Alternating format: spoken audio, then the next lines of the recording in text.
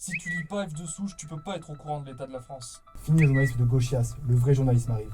Ces commentaires, ils viennent d'internautes qui soutiennent et remercient ce site, F de souche, qui est un site identitaire issu de la fachosphère.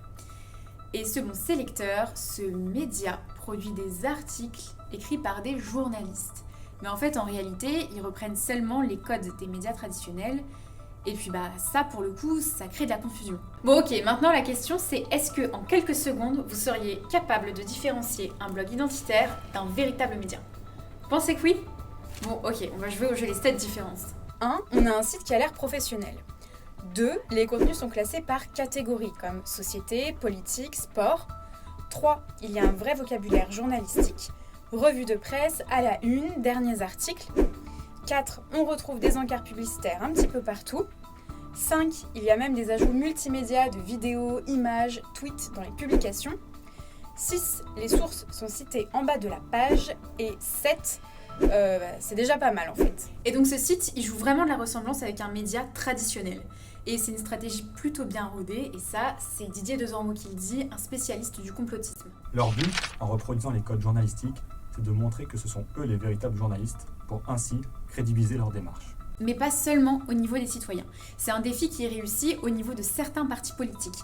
Un élu RN a repris toutes ces informations et a questionné le gouvernement à ce sujet-là. Pour en rajouter une couche, Marine Le Pen, en 2010, estime que F de souche, c'est un média à part entière. Bon, au final, pas vraiment, parce que lui, il se vante de faire de la réinformation. Alors, revenons à l'origine du terme. C'est Jean-Yves Le Gallou qui l'a théorisé. Et pour donner une petite idée de qui est Jean-Yves Le Gallou, c'est l'inventeur de la préférence nationale. C'est quelqu'un qui défend la théorie du grand remplacement. Et c'est pas étonnant, c'est un conseiller politique d'Éric Zemmour. Et son truc à lui, c'est d'accuser les médias mainstream de mentir pour ensuite les décrédibiliser. Du coup, il propose une alternative qui est basée sur son idéologie identitaire. Ça s'appelle les médias de réinformation. En fait, ils font que proposer une façon de penser sur des sujets bien précis.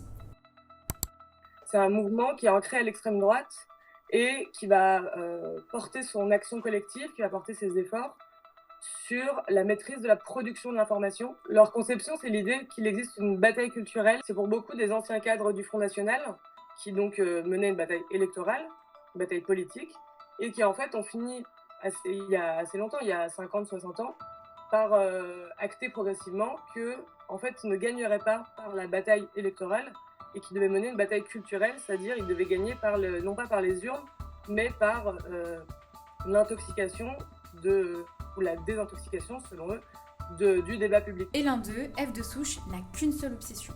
En gros, c'est les 3 I.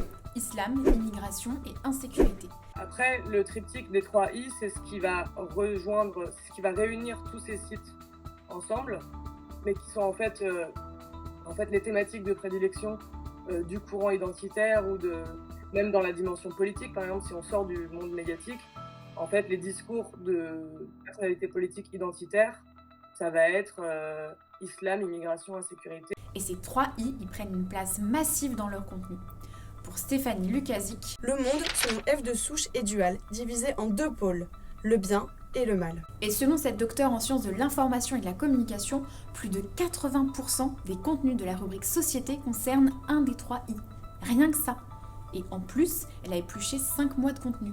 Ça fait beaucoup là, non? Et ce genre de contenu, il n'arrive pas tout seul dans les recommandations des internautes sur X, l'ex-Twitter. Et son algorithme n'y est pas pour rien. En 2021, la plateforme elle-même publie une étude assez intéressante. En fait, son algorithme de recommandation favorise les contenus de droite, mais sans vraiment savoir pourquoi. Mais on peut prendre en compte 3 facteurs. Le premier, c'est que l'extrême droite est historiquement liée au numérique. Un exemple, le RN est le premier parti politique à avoir créé son site internet en 1996. La fachosphère est très active sur X et leurs contenus sont viraux.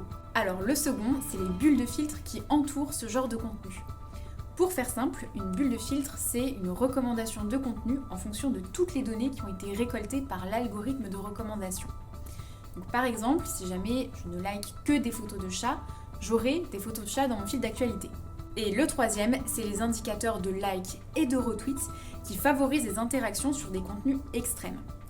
En attendant le bouton dislike sur X, on compte sur vous pour être ultra vigilant sur le contenu. Et surtout si la source c'est F de souche.